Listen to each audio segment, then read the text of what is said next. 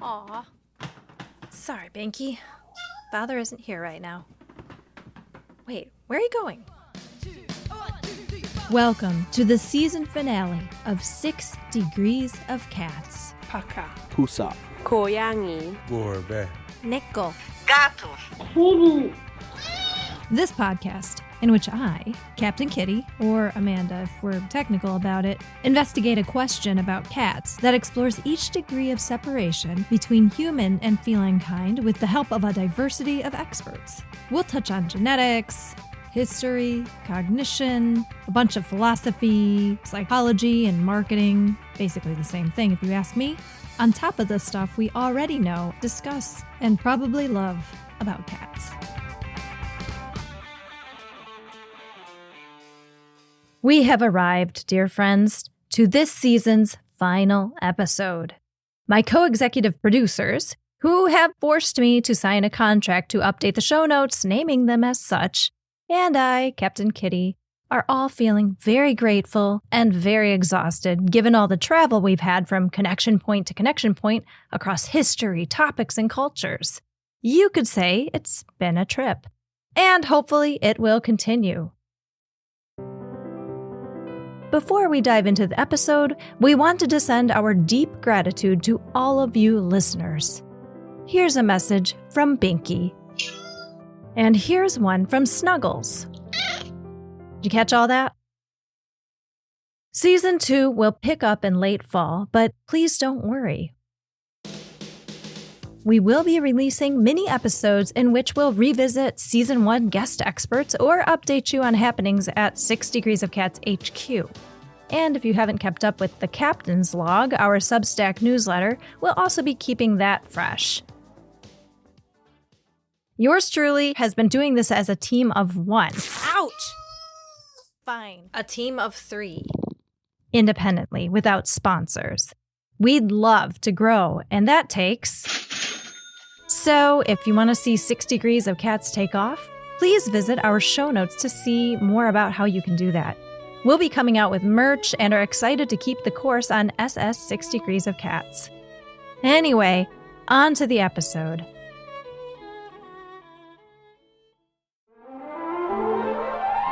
Between a man and his dog, there's something very special, and they both know it. The dog is the man's best friend. He has a tail on one end. Up in front, he has teeth.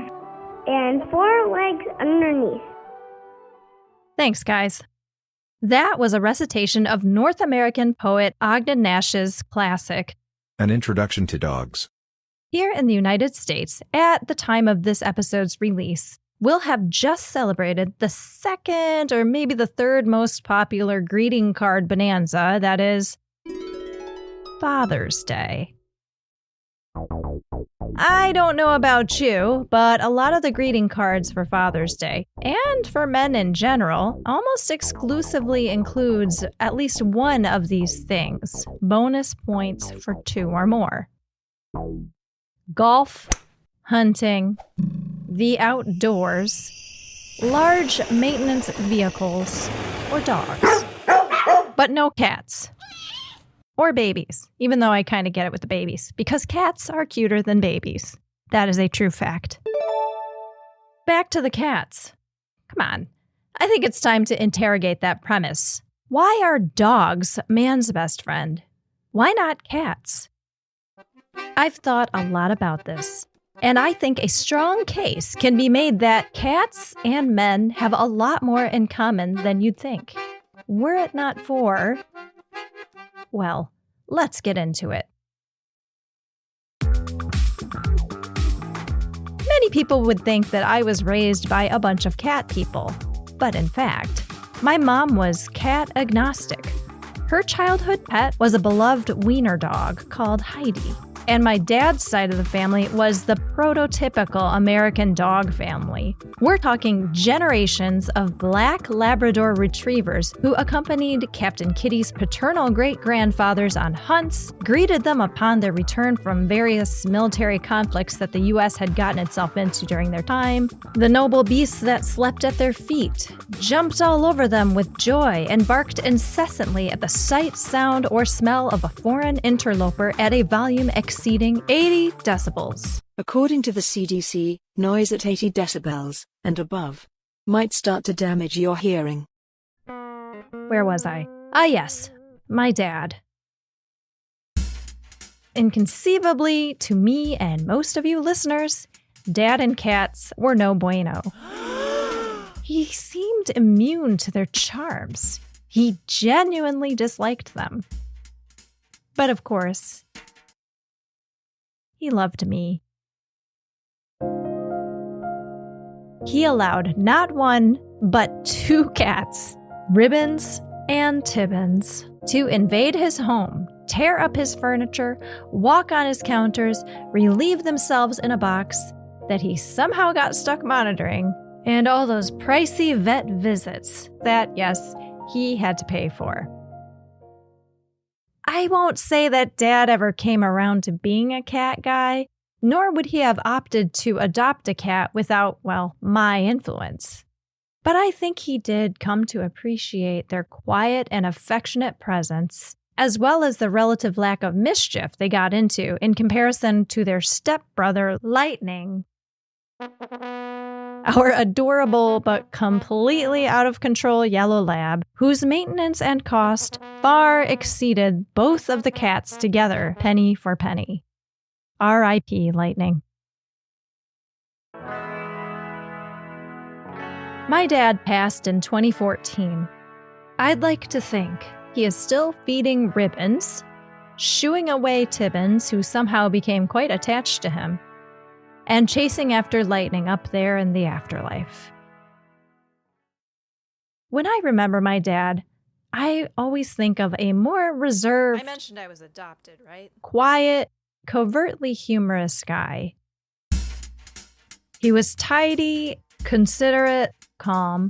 Of course, when pushed, you would know exactly what boundary you'd breached and learned how to avoid those moments. Dad didn't need to do a lot of exciting external activities to relax. He just liked being around his family, nature, good food.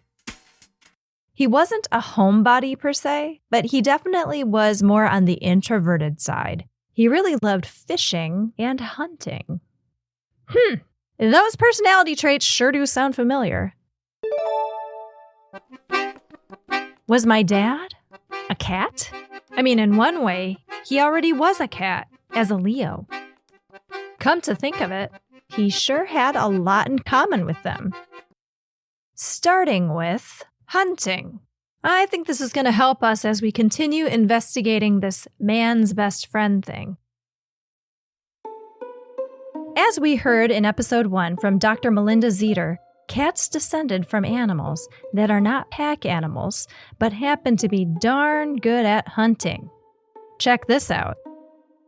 They're classified as solitary ambush predators. Ooh, let's hear that again. Solitary ambush predators. That is so metal. If I had a band, solitary ambush predators. That was our first guest expert. I'm Dr. Abigail Levin, and I'm an associate professor of philosophy at Niagara University in sunny Western New York, right across from the Canadian border. I teach animal ethics on a regular basis. Speaking of ethics, in this episode, we're not going to dive into the very important and thorny ethical issue about just how effective our little predators really are at hunting. But I will leave you with this note. Caring for community cats and trap, neuter, return is like an underrated ethical imperative. Because again, cats are solitary ambush predators. Solitary ambush predators are animals that lie in wait, often camouflaged by their environment. They surprise attack, aka ambush, their prey in a quick burst of speed and agility, or adorably, they pounce. As with fellow hissing ambush predators, snakes, cat pupils are narrow and vertically elongated. According to an article in Science Advances, vertically elongated pupils create astigmatic depth of field such that images of vertical contours nearer or farther than the distance to which the eye is focused are sharp, whereas images of in other horizontal words, it helps contours them at focus different on what's in front of them to zero in on their moving target, or something like that. She crouches, hidden by the savanna brush that blends into the colors of her fur. Patiently, she tracks her prey, waiting for the right moment. Her target steps into the clearing. And, suddenly... Ouch! Snuggles! That was my ankle.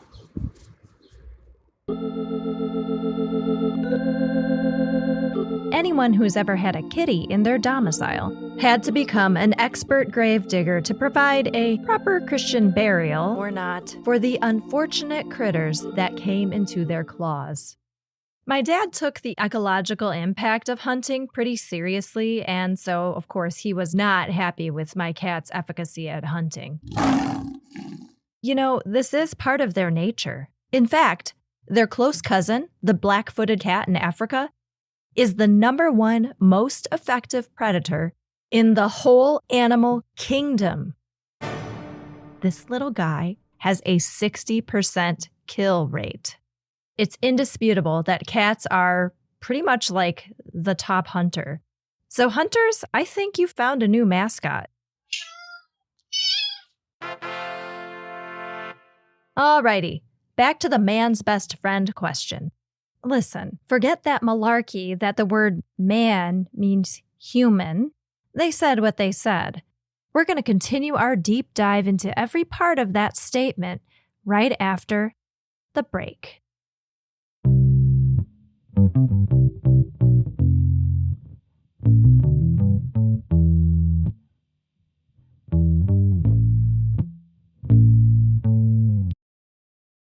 Before the break, we kind of went down memory lane with the prototypical dog guy, my dad, who surely ascribed to the belief that dogs are man's best friend. But I think he missed an opportunity to bond with two little hunting buddies purring right beside him all along. The question remains, what traits are cats lacking that DQ'd them from the man's best friend checklist? Actually, what even is on there? Educator and activist Tony Porter, who founded the U.S. anti-violence organization A Call to Men, has a pretty good summary of the traits that fall into what he refers to as the man box. Here are the traits in that box. Strong, courageous, dominating, no pain, no emotions except anger, no fear.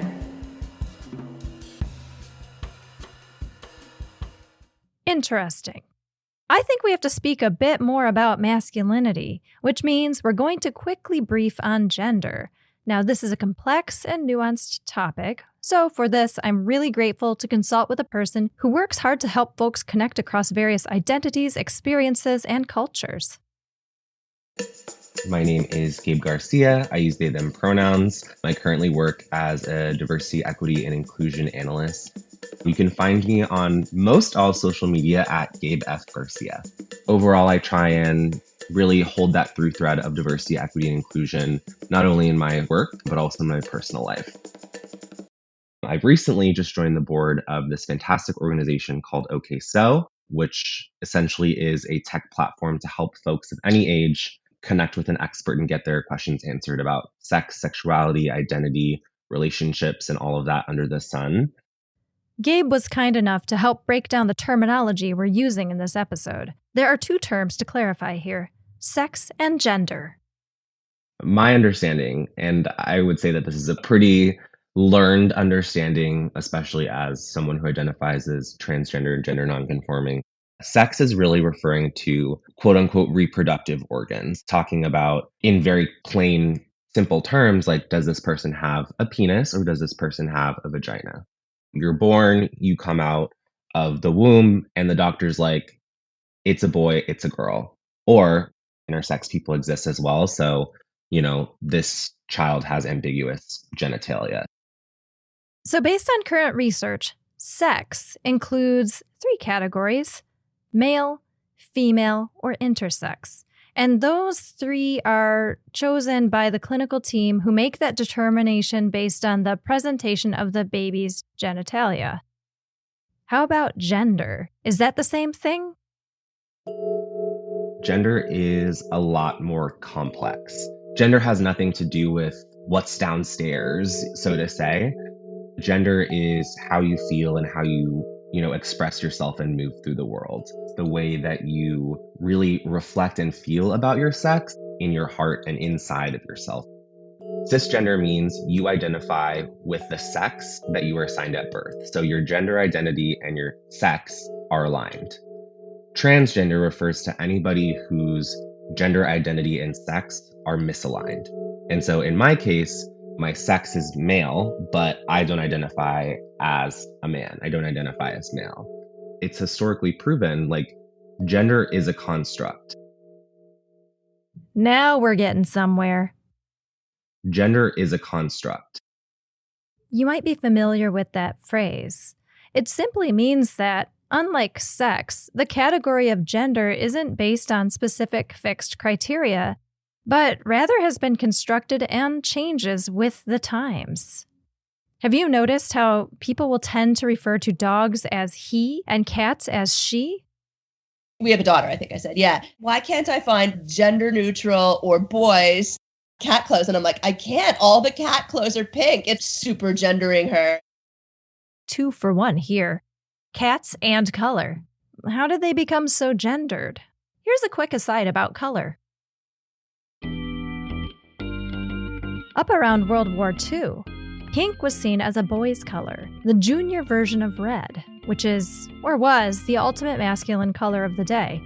Blue was for girls. These kinds of things change with the times. And cats don't care since they can't really discern red or pink from blues and greens anyway. So it's arbitrary then, right? After all, in addition to hunting, cats share a lot of those traits that Tony Porter named in the man box. Strong, courageous, dominating, no pain. Gabe concurs. They have a lot of typically quote-unquote masculine characteristics. As much as they love me, they are hecka defiant. They will not do something if they do not want to do it. And I think that's definitely a trait that is really aligned with masculinity and this idea of men before all, right? I get what I want. And if that doesn't work for you, then that's your problem. Overall, well, this man's best friend thing really has nothing to do with the animal's biological traits. It's us. All the values, traits, and stereotypes we've imposed on cats, certainly without their knowledge or consent. So, do cats even have a gender?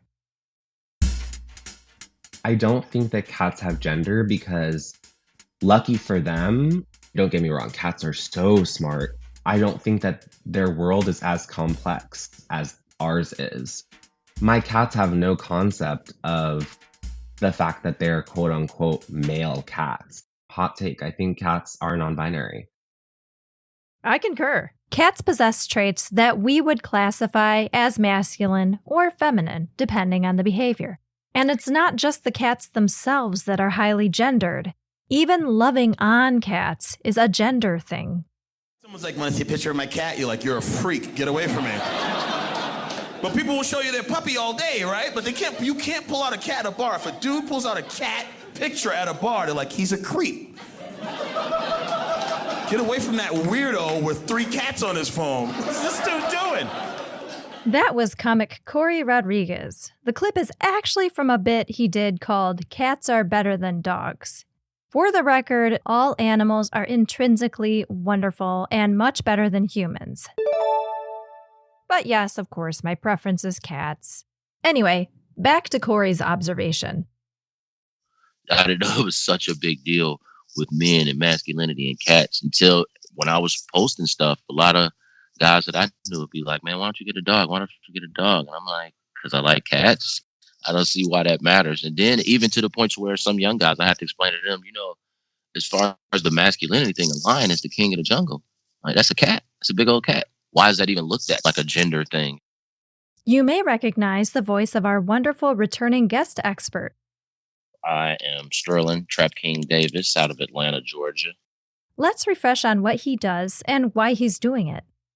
My nonprofit is TrapKing Humane Cat Solutions, the 501c3 that I started about 2 years ago. I was actually on tour doing music, not even thinking about animal rescue, not even knowing about animal rescue. I love cats. I knew that. So in between tour, I was trying to find something to do. I saw on Craigslist, you can come scoop some cat litter. But when I came in and applied for the job, they were just blown away that a black man was liking cats like that. And they asked me to stay. They were like, we want to hire you. No disrespect. We just never seen a black man like, somebody that looked like you handle cats like this. And I think it'll be beneficial if you stayed. And as I got into it, I was able to see like, wow, it's not just black men at all. There was a masculinity thing almost with men and cats. This is the exact kind of rigid, gendered malarkey that keeps cats off of boys' baby clothes and Father's Day cards. It plays out in other, even more impactful contexts. It's similar when you think about the way that society reacts to like a dad taking their child out versus the way that they react to like a mother taking their child out. When a dad is seen pushing the stroller and holding up the baby, it's like, oh my God, what a good dad. Whereas when a mom is doing it, it's like, okay, yeah, that's her job, right? And so I think, especially when it comes to cat ownership, when men or, male identifying people have cats, I think the societal view of it is that is almost feminizing. It's so interesting when you think about the ways that it also parallels with just like being a parent, when in reality it should really be equitable. Yeah, and that's also seriously insulting to the fathers who are equally active in their parenting roles. I'm talking both of human and feline wards. You know who took the call in our home when you cut your foot and had to go to the ER? Or had to step out from a New Year's Eve celebration to take you to the ER because you had a sinus infection and strep throat? The only one in the house with the stomach to look at your injury, tell you to put a Band-Aid on it, and 2 hours later take you to the ER? Good old Dad. It was he who begrudgingly let Tibbins inside that stormy night. Famous last words, no more cats. It was also my dad who helped rehome Tibbins with my aunt. And lastly, it was my dad who received a panicked call from my aunt, left work, and brought Tibbins right back to us.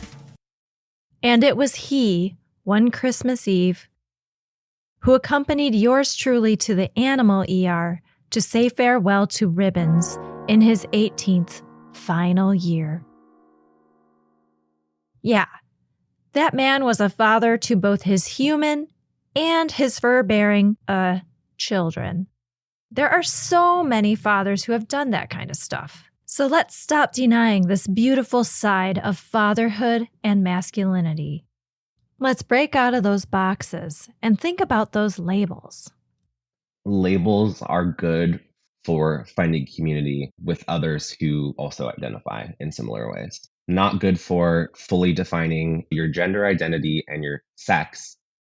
Like I said, get rid of some of these stereotypes as far as the masculinity with men can't have cats and everything. Preach. These are strange times, folks. We have all this technology. We have all these resources. We all think we're so enlightened, and yet here we are living in a world where having a cat is still gendered. Why are we so rigid and committed to this? I say, May those of all identity feel free to have the pets, feel the feelings, and move in this world in ways that honor one's truest, kindest, best selves. This absolutely goes for all dads everywhere. Well, we sure have opened and unpacked quite a few boxes. Man box, cat box. Actually, not that box. Here's where we're at. Kitties are non-binary, and masculinity has feline traits. Happy Father's Day. I hope every father in the world can experience the love of cats. We'll know we're making some progress when there are greeting cards with dudes in camouflage pushing a stroller with a cat in it. Come on, card companies. If you don't, I will. As I said, I am making merch. Thanks for sticking with me. I'd say we've gone at least 6 degrees within anything related to cats, and we're gonna keep on going. In the next season, oh yes, there'll be a next season, don't you worry. I have enough content for 50 million seasons, y'all. We'll be exploring Kitty's influence on music, further diving into various surprising transcultural patterns, and dive deeper into some of the mythologies we've explored in Season 1.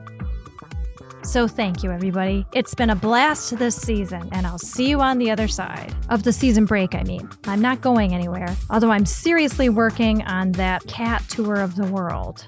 Join me. I'd like to thank my wonderful experts all season, and in this episode, Dr. Abigail Levin, Gabe García, and Sterling TrapKing Davis. While the opinions are my own, the research and work is theirs. If you'd like to learn more about them, please check out our show notes, which also includes the references and research that went into this episode. If you loved this podcast, please help spread the word. Share it on your social media. We're now on YouTube as well. And write to your favorite influencer, congressperson, newsletter, local journalist, whomever, to recommend to them this humble podcast. If you'd like to support us in other ways, please give us a 5-star rating and a review with a shout out to your kitties. The mini-sodes I mentioned at the top of this episode will begin in a couple weeks, but in the meantime, stay in the loop by signing up for the Captain's Log. On behalf of my co-executive producers Binky and Snuggles, we appreciate you. And remember, everything is connected. 6 Degrees of Cats is produced, written, edited, and hosted by yours truly, Captain Kitty, aka Amanda B. Please subscribe to our mailing list by visiting tinyurl.com/6degreesofcats or find us on all those social media platforms. And for my paid subscribers, you'll have access to the extra audio with more deep dives by our experts. This and all episodes are dedicated to the misunderstood, the marginalized, the resilient, and the weird. And, of course, all the cats we've loved and lost.